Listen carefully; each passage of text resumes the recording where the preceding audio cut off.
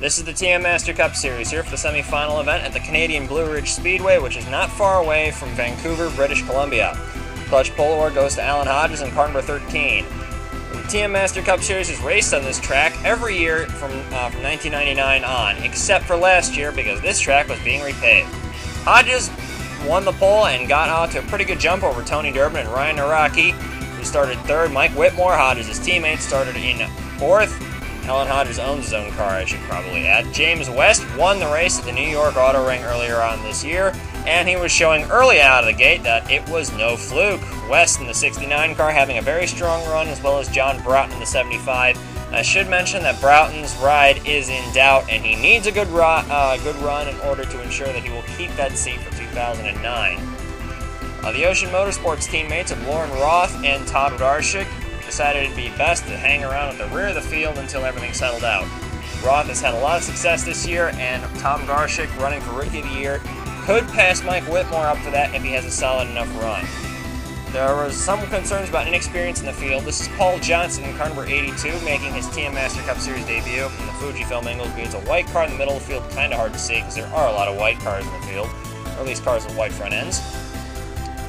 Also, Zach Duff in the 97 car has been running the Junior Series most of the year. He's been fairly strong in that series, but just not strong enough until Twin Wing Lategi when he finally got out of that series, and is now in the Master Cup Series ranks. There were some concerns over his experience behind the wheel, but Zach Duff was actually quite formidable. The big concern was Arto Käkkinen in car number 14. The Finnish driver is a sports car driver, not a stock car driver initially. Thusly, people were concerned because he has never driven on an oval this size. The officials wanted him to start this race before next year. Zach Duff was proving that, well, he's not really a rookie, but he was taking it 4 wide a little bit, which is something that the officials frowned upon in the driver's meeting. However, this 4 wide doesn't get settled out just yet. Paul Lyons, see all the way up there at the top. There's Danny Savin, a little close. Savin runs up a little bit wide in the track. Zach Duff finding himself in a bad spot. A little bit of inexperience and a little bit of him trying a little too hard. Oh, Rachel Rainsford, John Broughton, a little contact there. A very icky situation. Zach Duff trying to get himself out of it, trying to get himself out of a mess he got himself in, and he seems to have gotten out of it. Lewis Kingston makes it 4 wide, and look at Alexis Rainsford, who is absolutely all over the place. Points leader. Showing a little bit of over-aggressive driving early on in the gate. Alexis Rainsford trying to lead a lap, giving her an extra bonus point to distance her from her points rivals, which are right on her heels. My goodness, people all over the place early on here in Canada. Arto Käkkinen, you can see him sneaking their 4th car on the inside line.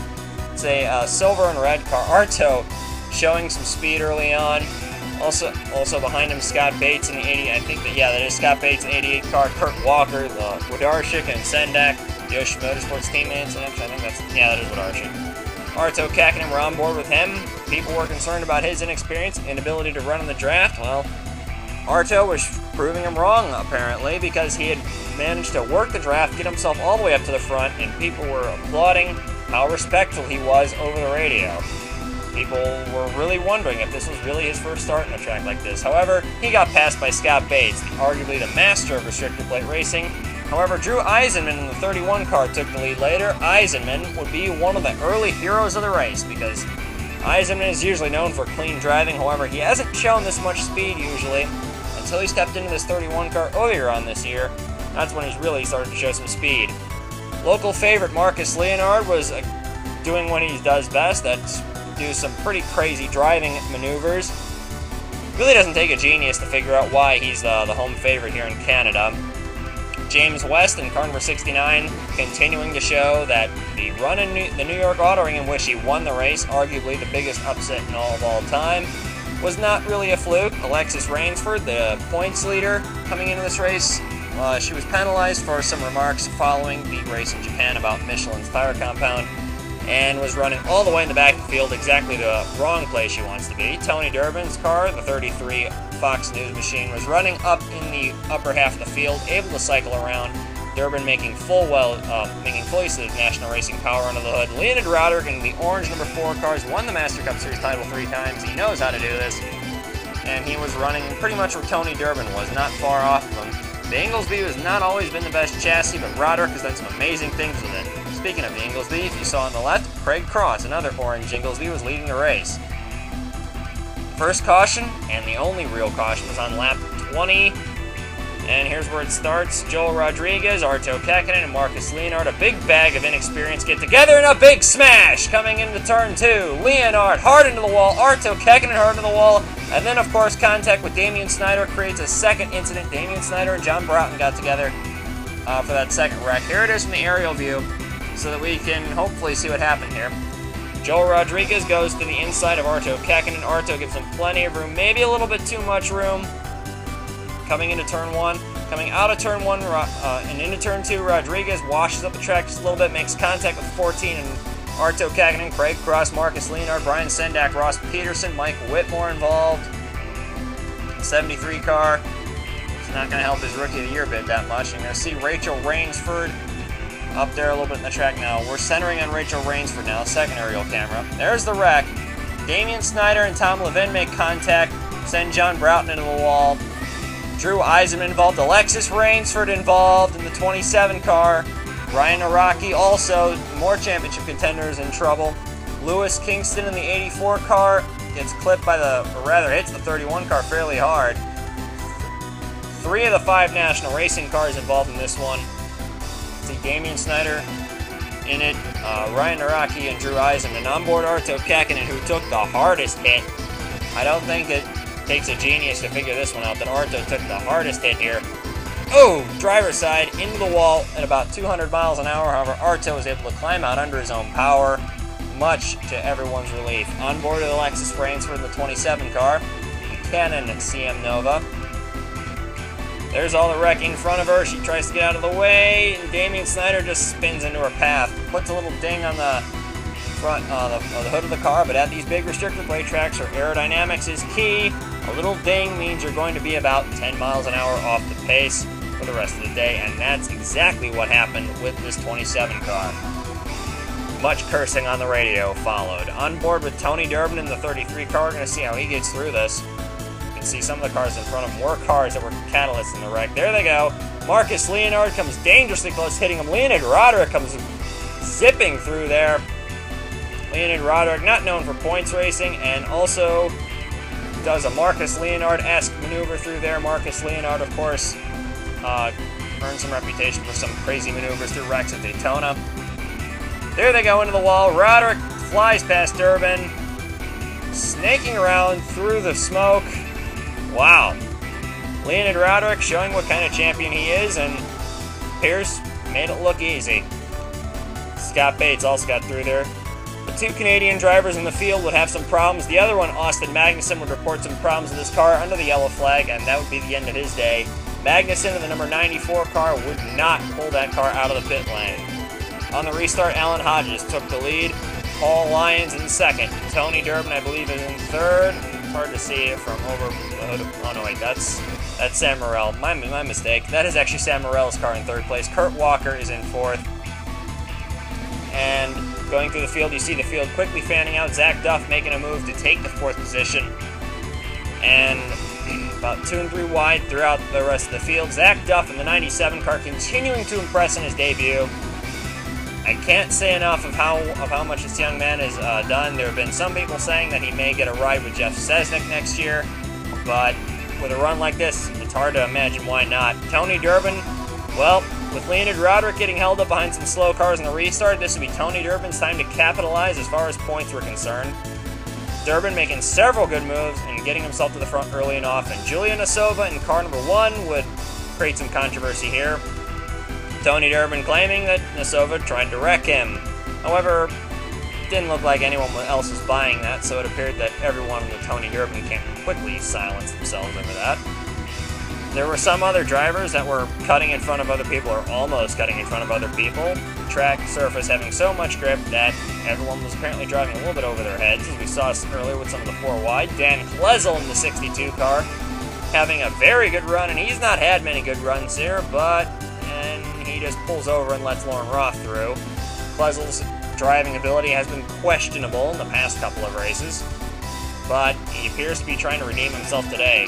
Kurt Walker Mid-season was not very kind to him. However, he had a brilliant start early on in the year for him. The former Arla champion, showing why he won that Arla title. Some very strong runs early on for Kurt Walker. A debris yellow bunched up the field on lap 41.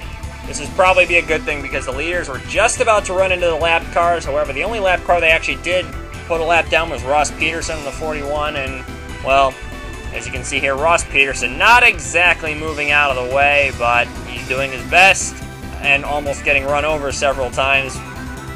Lauren Roth complaining about Peterson being a moving chicane out there. Back up front on board Joseph Howard. I can't say enough about how well Zach Duff in that 97 car is running. Palmer Styles in the 34 also has a very strong race car today. You can see Sam Morrell taking the lead away.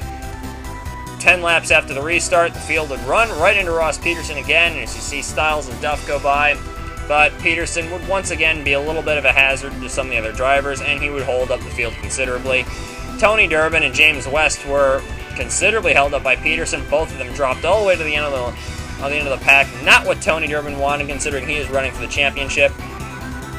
Coming to the white flag, the race is between Palmer Styles and Zach Duff, or is it? Look in third place. Car number 88, Scott Bates in the Budweiser Lennard, making a strong run for the win. Bates, an expert restrictor plate racing, and he is not afraid to move Styles out of the way if he has to. Coming down the backstretch, Bates gets some help from Matt Taylor. Coming down into turn number 3, Palmer Styles tries to pull down in front of the 88. See if he can get help. No, he's not going to be able to do it. It's going to be a drag race to the line. Here they go. Final 100 yards, Scott Bates takes it and wins it. Scott Bates wins the race in the last 50 yards of the race. An excellent veteran move by Scott Bates. Wins him his first TM Master Cup Series race of the year, and he salutes the crowd. Teammates Palmer Styles and Matt Taylor, second and third. Both of them less than a tenth of a second off of Scott Bates. Bates only led 2 laps, and one of them was the most important one. Matt Taylor in third, didn't lead a lap the entire race. Stuart Sandoval, strong run by him in fourth. He's going to need that if he wants to keep his race seat for next year. Zach Duff, can't say enough about him. He actually led the most laps of the race. He led 8 out of 60. Anthony Evans, who won Talladega last year. Alan Hodges, Lauren Roth, James Dalton, strong run by his team. He's going to expand to 3 cars. Next season, he will be driving in Inglesby. He'll be teamed up with Marcus Leonard and a yet-to-be-named teammate in the 01 car next year. And then Danny Savin, the rock star, rounds out the top 10. And here we go to the point standings. And look at that. We've got a tight battle for the championship. Ross Peterson throwing the block on Tony Durbin arguably helped Alexis Rainsford and Leonid Roderick, both of whom finished the race, and both of whom were way off the pace for different reasons. Rainsford and Roderick tied for second, 3 points behind Tony Durbin. Johnny Ada, 27 points behind Durbin. Lewis Kingston still in it after that big wreck. Appears that none of the championship contenders had a stellar day. Alan Hodges in 6th, 30 behind. Ryan Naraki, 34 behind. Todd Wodarczyk in 8th, is 51 behind. And those are the only drivers that are still eligible for the championship, because one full race is 61 points. So that means Palmer Styles is eliminated. Mike Whitmore is eliminated. Mike Whitmore is actually tied for 10th with Lauren Roth, who is also eliminated. We got another tie for 12th between Morrell and Walker, and then 1 point behind them is Nasova. Gary Edwards, 15th. Ross Peterson, 1 point behind him is Anthony Evans. Then 4 points behind Evans is Snyder. Another 4 back is Roswell, who won the title in 1989, and who has been showing some real speed these past couple of years. Danny Savin rounds out the top 20 in points.